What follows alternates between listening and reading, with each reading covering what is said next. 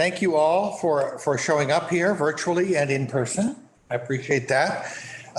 We run these programs here at the Senior Community Center several days a week, usually Monday, Wednesday, and Friday at 1:30. We call it Something to Talk About. And we are grateful for Fieldstone Communities of Bainbridge Island, which provides sponsorship for Something to Talk About. They offer compassionate care up on Rolling Bay, and they have day stay and also respite programs. If you'd like to learn more about Fieldstone Communities, call 360-689-4314.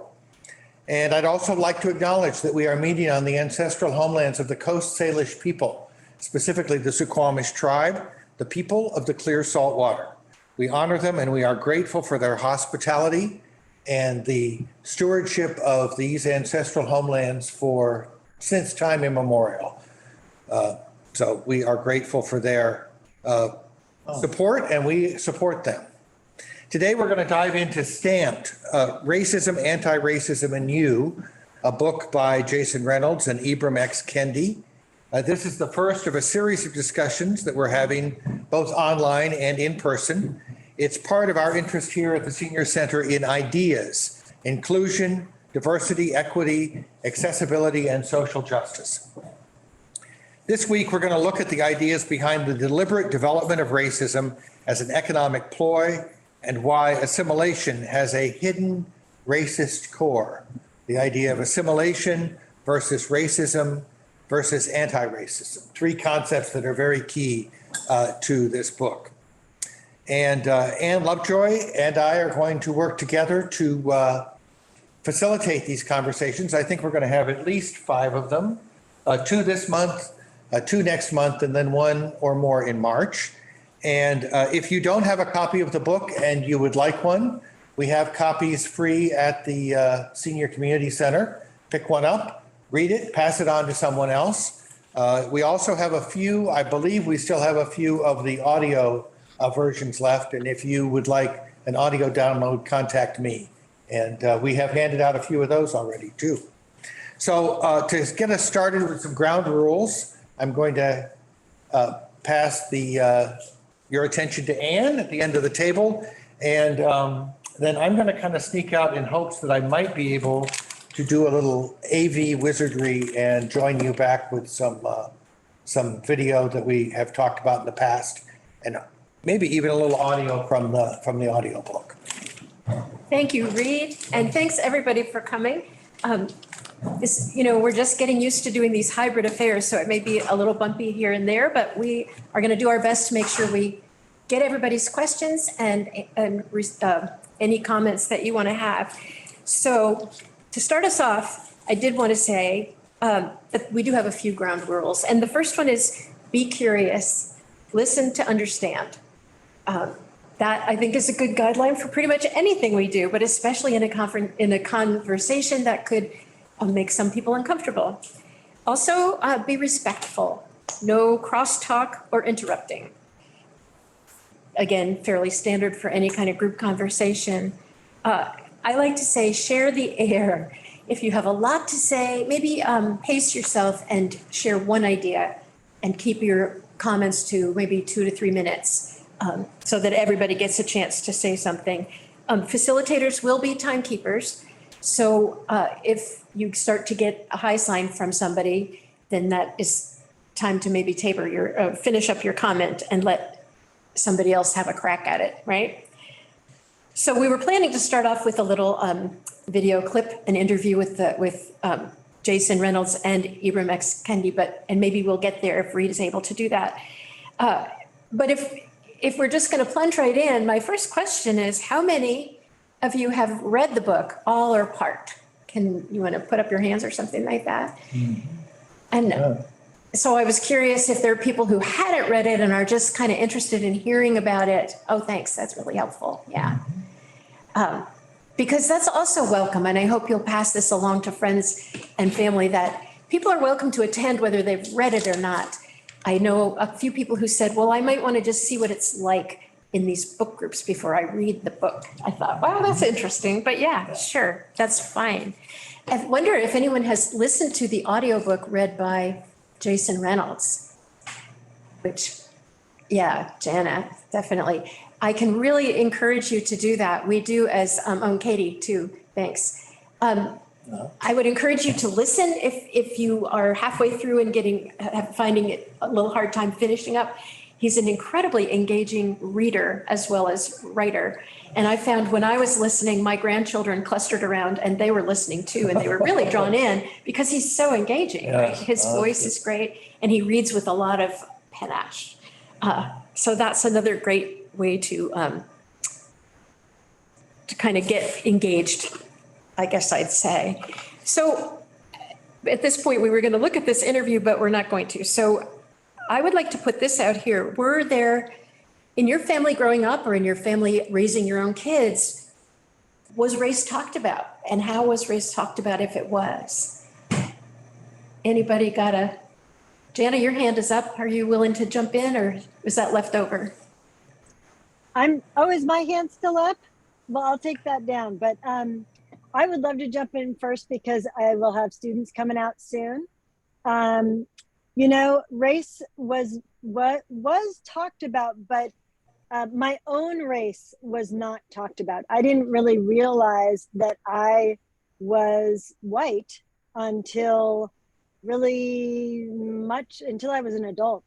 I thought that race was something that other people had, non-white people had, and that white people were just, quote, normal. So that, was a lot of learning for me, realizing that my family had neglected or not understood, that we were a race too. So that was an interesting aha for me.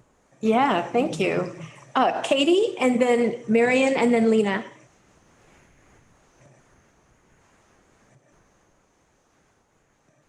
Katie Curtis, are you with us? Muted, perhaps. Yeah, maybe. Yeah, sorry, I was muted. Hello. My hand was left up, but I will just answer the question. I love that, Jana. I mean, in a way, I have to say that that's true for me as well. When I think about what I heard, there was like a normal and then other type spin to it, even though there was a whole lot of, well, not a whole lot, but there was, because of the environment I was in, there was a lot of discussion about race, because I had the incredible privilege of being in Berkeley when I was young, when there was integration from the buses, which was wonderful. And so we did talk about race, but it certainly was not the reality that I know now. To answer the question, we really didn't talk a lot about race in my own home and family that much. It wasn't till when I was a kid growing up, say elementary school and middle school, when I would come home from school and share with my dad or my family comments that other kids, primarily white kids, would make about me being one of the very few brown kids in the class. And that's usually what started a very small conversation at home. But fast forward many years, my son is 19 now, and when he was around 14 or 15, he's mixed. My husband's white and I'm brown, and so my son is mixed. And when he brought it to my attention that I wasn't even aware of, that he noticed a difference on how people treated him and his dad differently when they were out tootling around town, shopping or what have you, versus when my son was with me tootling around town, shopping, whatever. There was a huge difference he saw on how people treated us separately, and that I didn't even know it was happening, but I'm really aware of it now, that still to this day, him and I, or even myself, get followed in stores, whether it's your Targets or your Walmarts or your Safeways. We get followed, and I never really paid too much attention to it, but now that I'm a lot more aware of it, we tried little experiments with just me and my son, bouncing from department to department to see if a person would be following, and sure enough they were, and taking notes on clipboards and things like that. So it's still affecting us to this day. And so having to have this conversation with my son is still a learning curve for me on how to deal with it today. And what you see on the news, excuse me. But it is real. It is real. Even in our loving little community here, it's still real. I worry every time I bring my mom to Safeway, are we going to get approached and being confronted? We still are. When COVID hit and the whole anti-Asian thing blew up, we did get confronted just trying to get milk and eggs, and not very kindly. So yeah, it's still a reality every time we walk out of the house. And I'll just leave it at that. Lena, I am so sorry that happens to you. And, you know, we like to think we're in the beautiful Bainbridge bubble, but sometimes that bubble gets popped, doesn't it? Yeah. Marion, I see your hand is up and it looks like your microphone is off. On. Do you want to jump in here? Oh, maybe not. No. If you have put your hand up and you're not really going to speak again, can you take it down? It would be a little bit easier for us. Thanks. Yeah. What about one of you here? Rita, I know you've had some experience with conversations. We've had conversations. I live in a very mixed family. I'm the oldest of 8 kids, and I was born in northern Wisconsin, and then moved to San Diego when I was young, like 8 or 9. And when we lived in Milwaukee, you were in a very segregated neighborhoods, and then when we moved to San Diego, I was in a very mixed neighborhood with a lot of Mexican people, Spanish people, Black people, which we really hadn't seen before. But it didn't really make a lot of difference to me. But it was very interesting. And when you live, and because we were poor, we lived on, of course, down in more mixed neighborhoods where more people without a lot of money live. So it's very, very interesting how that works. And I have several of my sisters are married to Black men. So we've got mixed kids. We've got African American and American Indian, Filipino in our family. So when we all get together, it's quite a tribe, needless to say. So there have been some incidents for my sisters and some of their children that have not been very pleasant, but we just keep moving forward. Thank you. How about you, John? Did you talk about race growing up or with your own family? Yes, I could talk about the difference between my growing up and my son's growing up in 2 different places. Growing up on Bainbridge Island, we were aware of through my grandfather, for example. He would always refer to someone, he'd give a first name and say he's a Swede or he's a Finn. Yeah.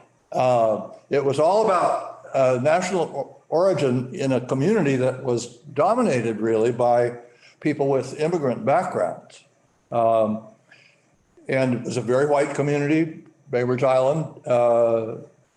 And I was aware on the radio of the emergence of Black music in popular music, and I became fascinated with the history of jazz. So that was my window into Black experience and also the history of the Jim Crow South and so on.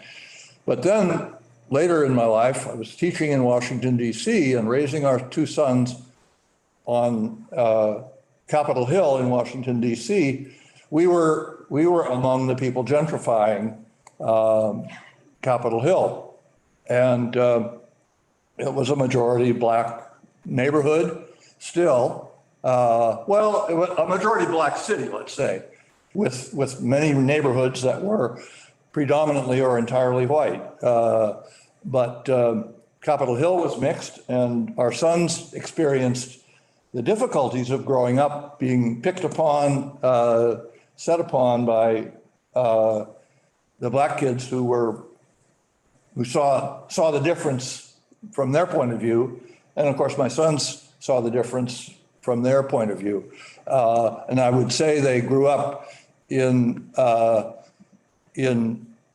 household and in a whole community that was committed to integration and understanding.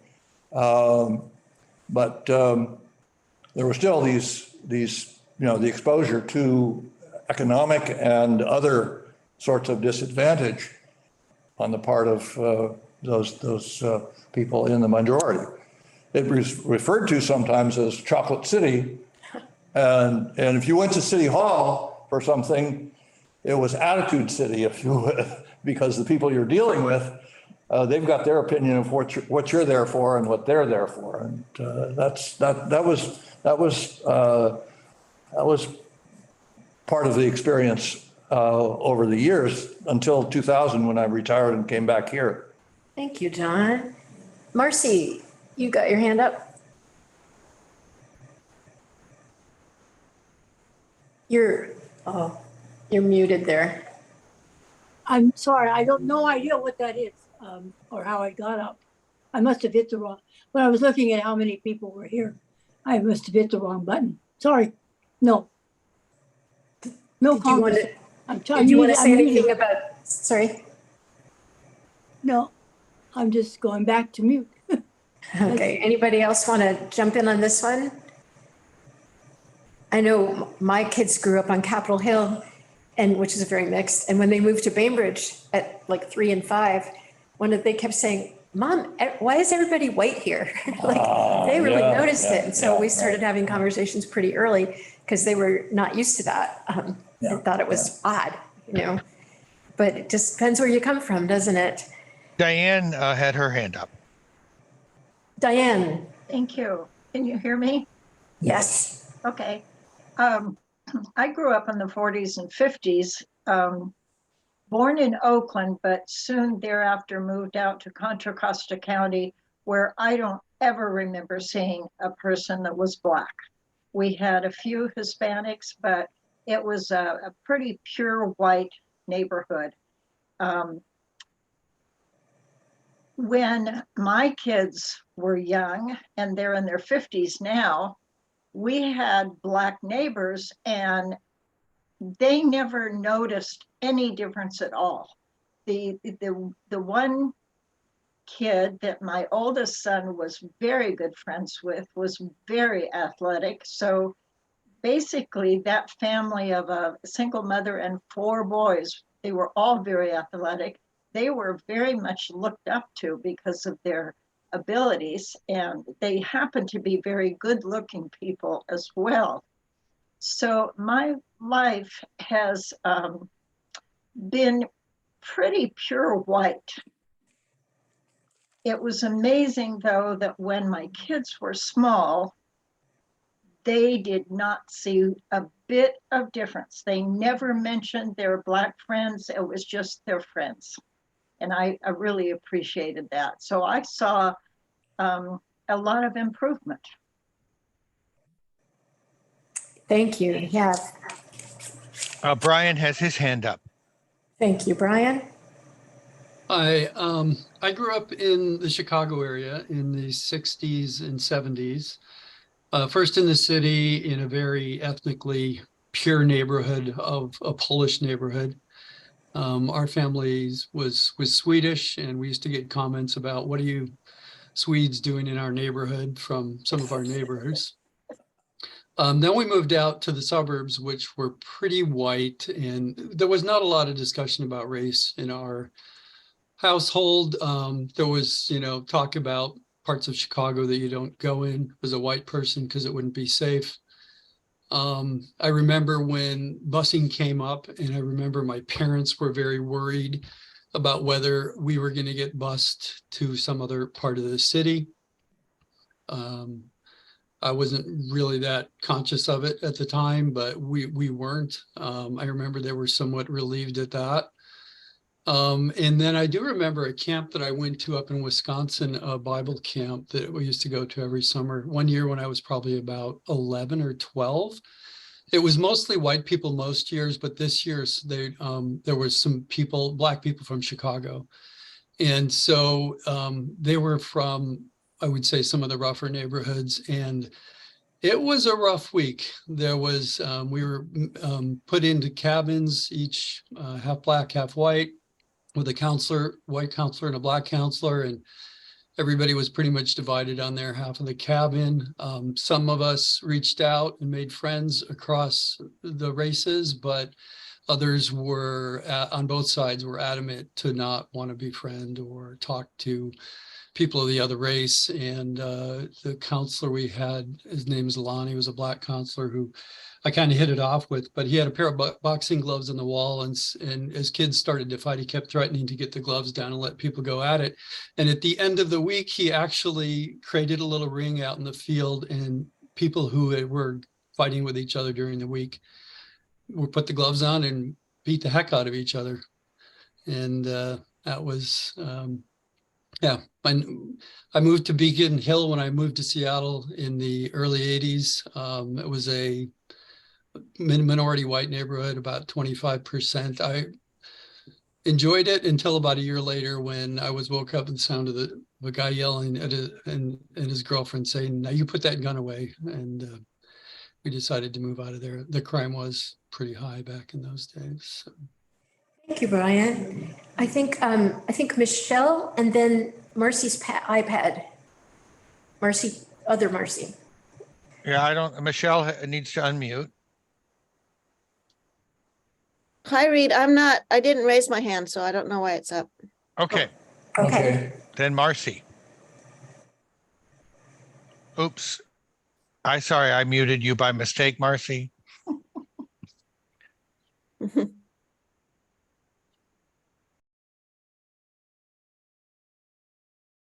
We don't hear it. Okay, There. does that do it? Yes. There. Thank Okay, you. I finally figured out these little control things and how to find them.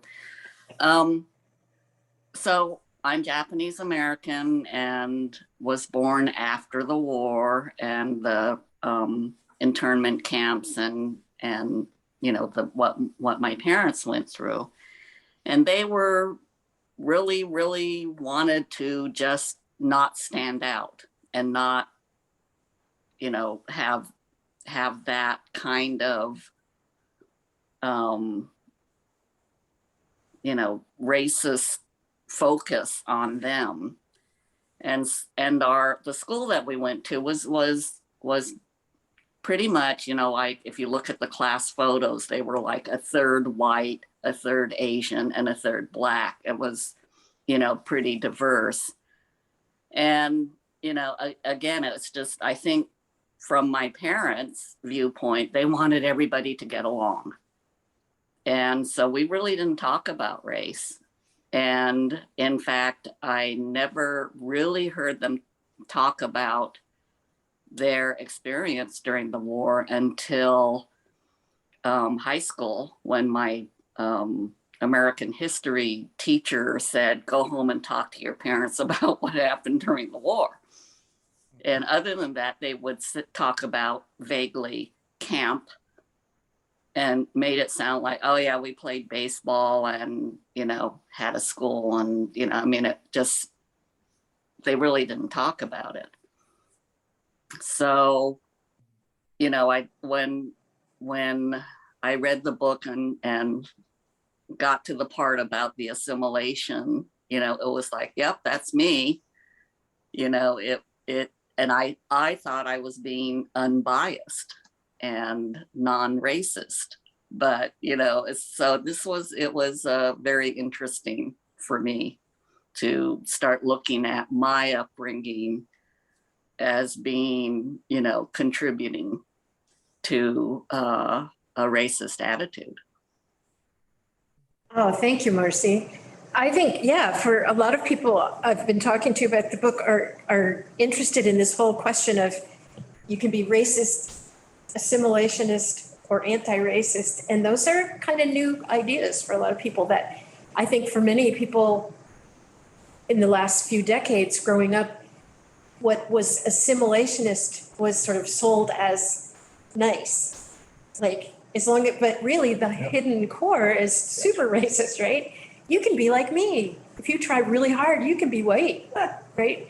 But that's not, that didn't, wasn't the, on the top message. It was the underlying message, really, right? And that idea makes a lot of people pretty uncomfortable because I think many of us were raised to be assimilationists, right? And not recognizing, well, Definitely. don't you think? Yeah. So I was wondering if other people had, while you were reading, if you ran into some of those definitions and had some ideas around that. Amy? Oh, go ahead, Amy. I've had some reactions to it because sometimes I think the author gave a bum rap to assimilationists because it seems to me that any race, any people who do not get access to opportunities have catching up to do, and which is what I think of as assimilation.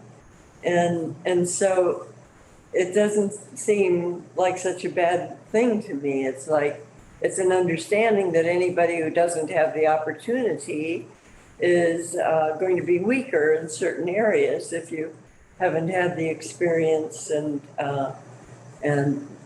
lived certain things. So yeah, I did have that reaction to it, but it took me a while to understand what he was talking about. Yeah, may I just read a section from the first chapter? Please. Segregationists are haters. Segregationists are real haters, people who hate you for being not like them. Assimilationists are people who like you, but they like you with quotation marks, like you, meaning they like you because you're like them. Then there are anti-racists. They love you because you're like you. And I think that's the part that kind of is a challenge for us to recognize that when the author is talking about assimilationists, I think what he's saying is that people have to participate in the dominant culture by the rules of the dominant culture, and that is what makes you equal, meaning that being white is normal and coming from some other cultural background is not normal.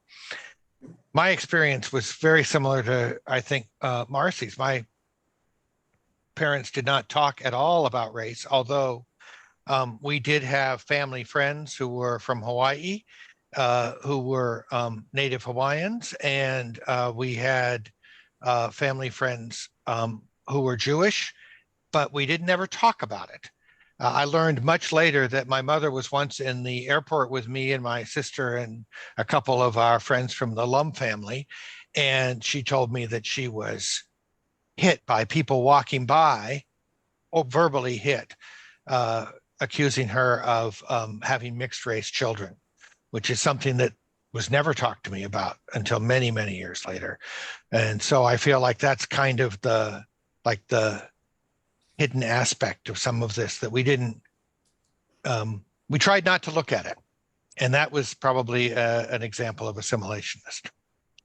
John, you have something? Well, there's different ways of looking at the world and looking at people.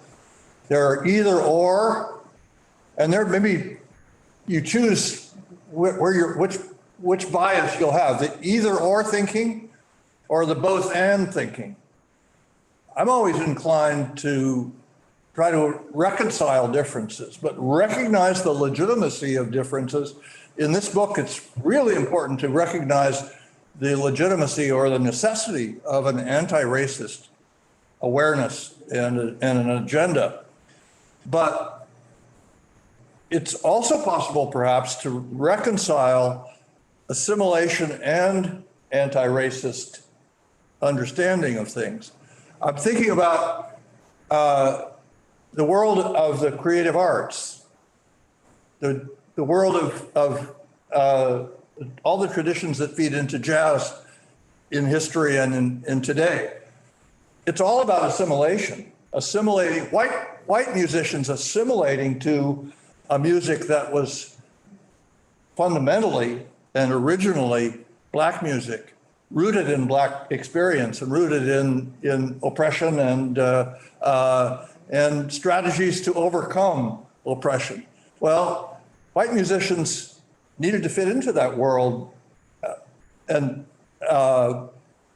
today there are white musicians who are playing deeply influenced by the Black culture, the Black musicians who were most of the pioneers.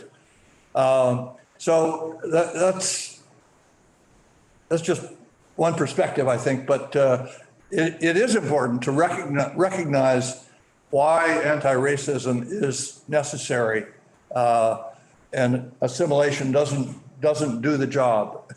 I think one piece that Reed sort of hit on is that assimilation assumes that the dominant culture, the colonialism culture, is the correct one. And so bringing people up to speed to the dominant culture is going to level the playing field. But I think part of the point is learning to say, well, step back. What does that other culture have that we have lost or given up or never had?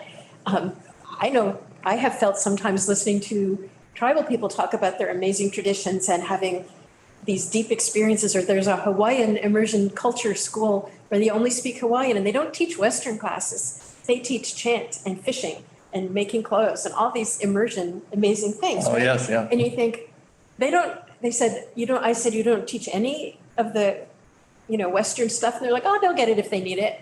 But I thought, wow, that's awesome. But it's that the deep disrespect for the values of the cultures that have been overtaken that underlies the assimilationist viewpoint. I mean, that's what I get anyway. I don't know. What do you guys think? I'm hoping somebody else will jump in. Rita? The one thing I was going to share is when we lived in Milwaukee and we moved to Southern California and I was like 9. And in 1956, Milwaukee was integrating the city through schools and through housing. And because we had to live in public housing, we moved into the Black end of town. So I was the only white child in my class, as well as my sisters. Now, my sister that is next to me, it had this beautiful blonde curly hair and these big blue eyes. She was just the cutest little thing.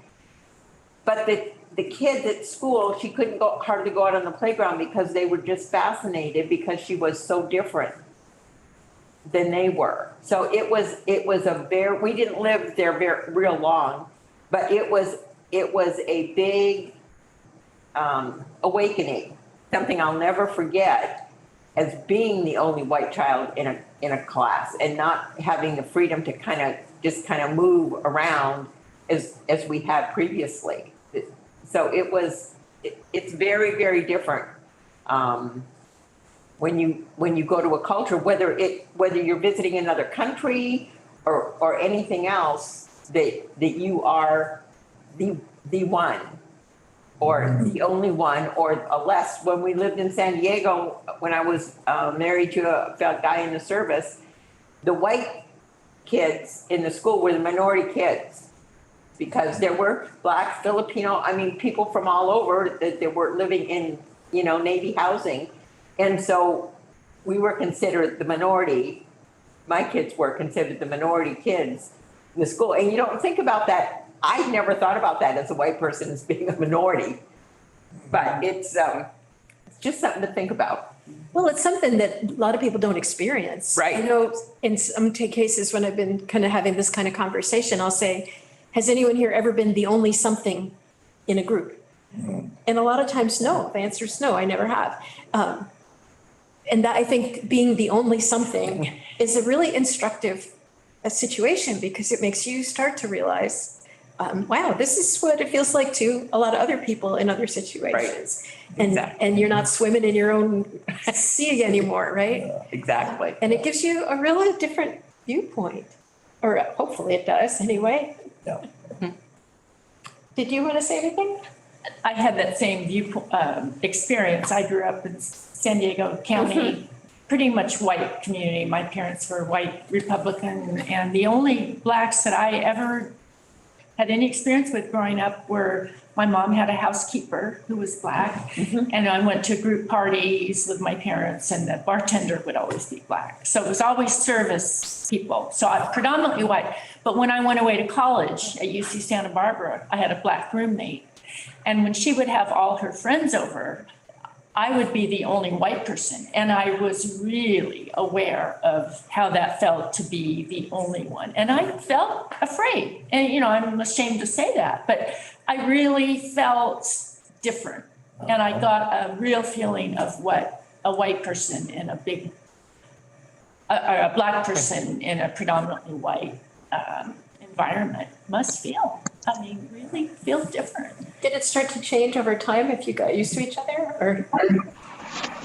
So, but I always felt different, you know, and it wasn't a judgment. It was just an awareness of being different.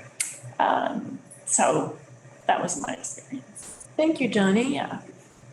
Somebody else? It looks like Katie might have her microphone on, but do you have something to add here? No, thank you, though. Okay. I do think that it might be interesting. Brian, well, Brian, you have your hand up. Yeah, I understand what Kendi and Reynolds are saying about assimilation and the downsides of expecting Black people to conform to white culture. But I think that they take it a bit too far. There's one passage here where they're talking about abolitionists. So this is still during slavery. The abolitionists urged newly freed people to go to church regularly, learn to speak proper English, learn math, adopt trades, get married, stay away from vices like smoking and drinking, and basically live what they considered to be respectable lives, basically live like white people. It seems to me that some of that is pretty good advice, especially for people who were prevented from becoming educated, and learning a trade probably would give you a lot more independence than certainly some of the jobs that people were doing as slaves. So I guess I think their criticisms of some people for some of these things is a bit over the top. Thanks, Brian. You know, several people have hands up and I'm not sure if they meant to or not. Marcy? Well, Marcy has her hand up. Yeah, I see that. I don't see. Okay, just I think that is good advice, and that's the advice that I think the Japanese Americans after the war, you know, sort of took with a vengeance. Part of the culture is, you know, the importance of education and going to church and getting along, being nice, you know, all that kind of stuff. And it is good advice, but I think what Kendi and Reynolds were saying was that, yeah, that is good advice, but you know, it's harder to do when the systems aren't set up to support that. And the systems aren't set up to support that. And there are individuals that can overcome that and, you know, get a good education, get a good job, and, you know, buy a house and all that kind of stuff, the American dream. But it's having to overcome a lot more obstacles than what the dominant culture, you know, a white person would be facing.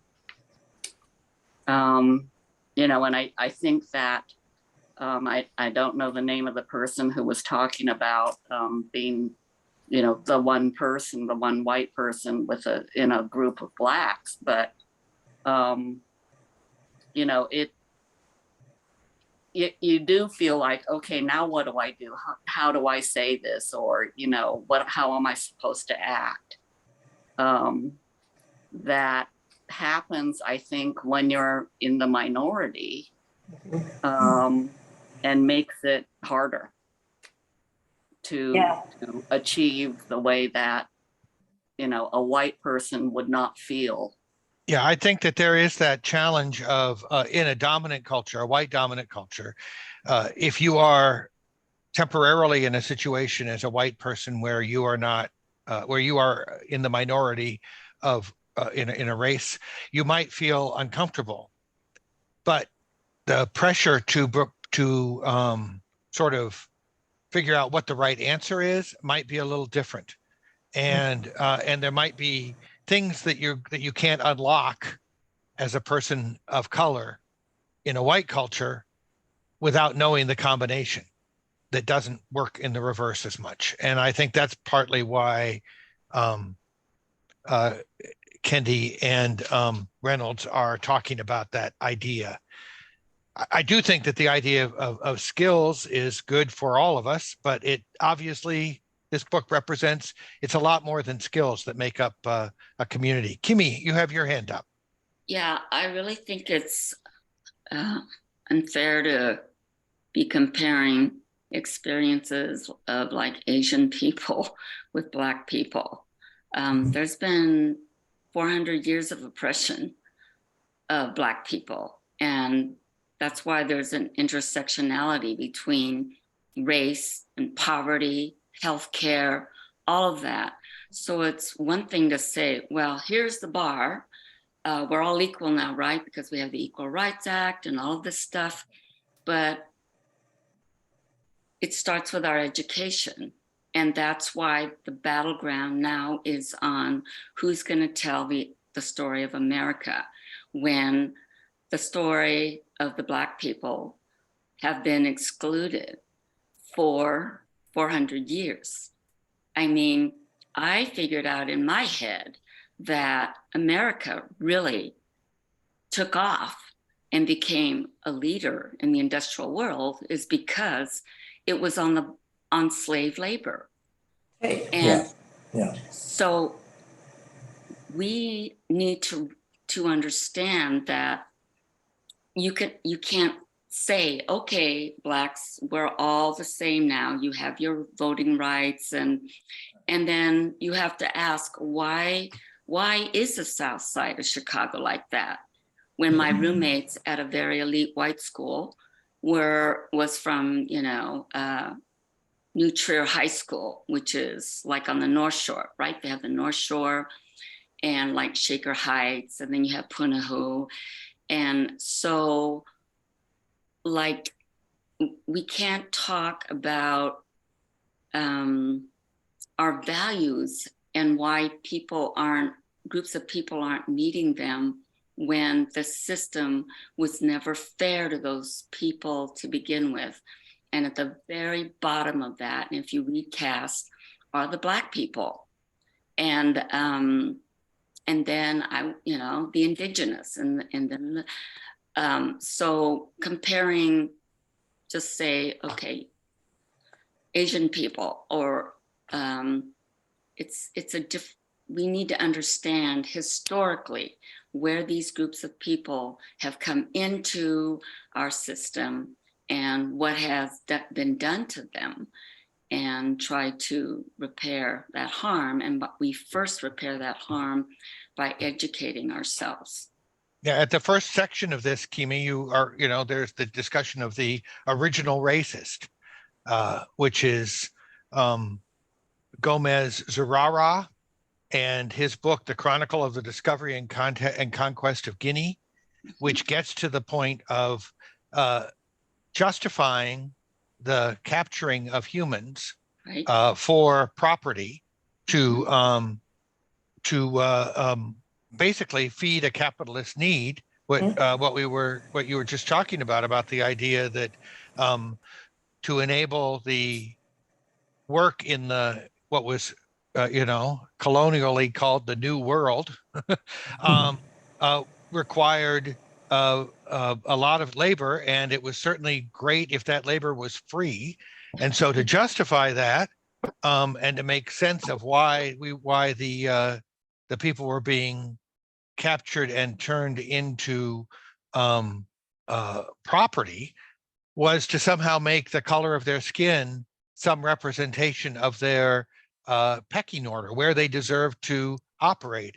And Zurara's book basically says that the work in capturing Black people was an opportunity to save them, to turn them from savages into human beings, and that somehow was related to Christianity. Correct. Then you have the morality. So it's so complex.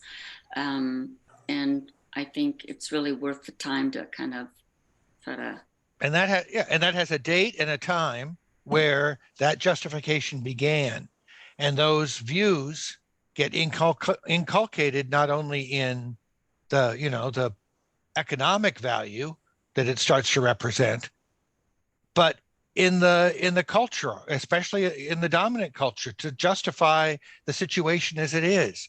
And it's taking centuries to unwrap that. And we still are having, it's very hard for us to recognize that those cultural values are still deeply embedded in all of us, of all races.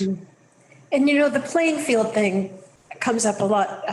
My son is a coach, and he talks about a coach exercise where they have all the kids line up on a line and then say, now everybody who didn't get enough to eat last night, step one, step backwards. Everybody who didn't get enough to eat last week, step one backwards. Everybody who's got a single parent, step one backwards. Everybody who's being raised by a grandparent, step one. Everyone who can't afford new shoes. And they go through this whole long list, and then all that's left pretty soon is the privileged white kids who are looking around wondering where everybody went, right? But I think that's a graphic way to sort of say, you don't know what people are coming from necessarily. And to assume that everybody's just like you is really, that's part of the assimilationist thing too. And it's often kindly meant, I think, in a weird way, right? I don't want to assume somebody has less or knows less or is lesser. And yet we are making those assumptions by assuming that we're starting at the same place. Brian, did you want to say something again? Or is your hand still up? No, Okay. There's no hand up on Brian. Diane has her hand up. Yeah. I see a hand on Brian. I'm thinking about that coach. It bothers me that he points out unfortunate young people. It would be better not to point out their shortcomings, or I don't know what the right word was, because they're all the same. When you're at school, I don't think it's right to point out things that other kids don't have. When my grandson was at Woodinville High School, he was in the music department, and Woodinville High School was very large at the time. I think there were 1,700 kids rather than 12 or 13, which is a normal amount of kids. And whenever we went to a program of the music, it was choirs and jazz bands and all different sorts, a cappella, and many different music groups. Wonderful, wonderful kids and music. And at the end of it, the music director, who unfortunately died later trying to save a kid drowning in Southern California, he ended up drowning. Really, really sad. But I thought so well of him because he pointed out the accomplishments of these kids. And so many of them were college bound, so many of them were on the dean's list, so many of them were children of military families. In other words, he pointed out all the positive things. Mm-hmm. I kind of hate to see a coach point out the sad parts of someone's life. And I'd like to hear what other people think about that. So I mean, I was in one of those exercises once, and we all started in a line, and I was holding hands, with one of my friends. And the experience of this one, you would step forward if this, or step back if that. The experience of not being able to keep her hand in my hand just really hurt. It was really a powerful experience for me, because it wasn't my fault that I had two parents or whatever. It was just the way things are. And at the end of that experience, the facilitator said, okay, if this is the playing field, who has the best point of view? Who can see what's happening? And of course, the privileged white kids couldn't see what was happening, but all the people behind us could see the story. So I kind of feel like that's what this book about, is seeing a story that we couldn't see. I agree with that. The coach's intentions, I'm sure, were good and meant to be well received, but I'm having traumatic flashbacks from myself as a kid, and that would be a very shameful thing for a kid to have to experience, that had to take a step back, 2 steps back, 3 steps back, and especially that very first kid that had to do that. Now, the kids in the front of the line that didn't have to move, yay, I'm glad you live a great life like that. But the ones that had to walk away from that exercise, that class that day, probably felt like crap when they left the class. Even if they were not verbally told anything from other kids, the walking away of shame that they had to walk away with carries a lot of weight, more harmful than words sometimes, and probably carry that well into their adult life. But I can speak a little bit to this, and I really appreciate the metaphor, and thank you to the Senior Center for hosting this. It does remind me of some conversations I've had with my friends about being like a different person in a room of people that don't look like you. And I think in terms of the visibility with being like, what Katie Curtis mentioned, like you can see how far away people are. It's kind of affirming to hear those differences sometimes when you're, especially when you're a kid, like, that you look different, that you're not the same as everyone else. And it kind of affirms how that's like kind of okay, even though it's not okay. But it's something that's kind of gives a kind of a reality check for everyone in the room. But yeah, I will hand it over to Brian. I think the privilege walks, and for the reasons that many people have already given, I think they're not good exercises to do with kids.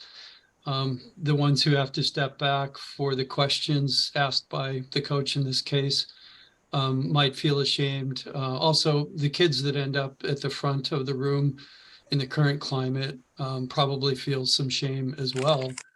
And the motion of where kids move is based on a set of questions of disadvantage or privilege that person happened to come up with. A person at the front of the room might have mental health issues, or maybe they have a parent who, there are dozens or hundreds of dimensions or dimensions of intersection of privilege or disadvantage. And the coach is going to do some subset of that he thought was relevant. And yeah, I just don't think it's a good exercise to do with kids. Well, in fairness to my son, I should say that he was talking about toxic coaching because that's one of the pieces that comes up a lot is the ways we coach, the way we mentor, the way we try to provide lessons, the way we educate. So much of it is shame-based or implicitly, right? And again, that assimilationist view is essentially shaming because we're trying to get somebody to be more like somebody else, right? And so, but I think that is an interesting exercise for us mentally to think about and see both sides. Like, how would it feel to be any of those kids, really, right? And it wouldn't necessarily just be kids, but that, again, making differences, calling out the kinds of differences that we think are important in that moment may not be differences that are really important to those people either. We have come to the end of our time for this meeting. We're going to meet again in a week, and I hope that you will all come back. We're going to be talking about uplift suasion, which is sort of a formalized version of support of assimilation, and the contradictions and challenges that some of our founders, most specifically Thomas Jefferson, embodied in their lives, and how we can move forward from that very uncomfortable past, but not an entirely not a past of entire shame. I think that that's the other part of it. So I'm sorry that we're out of time, because obviously this conversation is very vigorous, and I am looking forward to a few more ahead. So thank you all very much.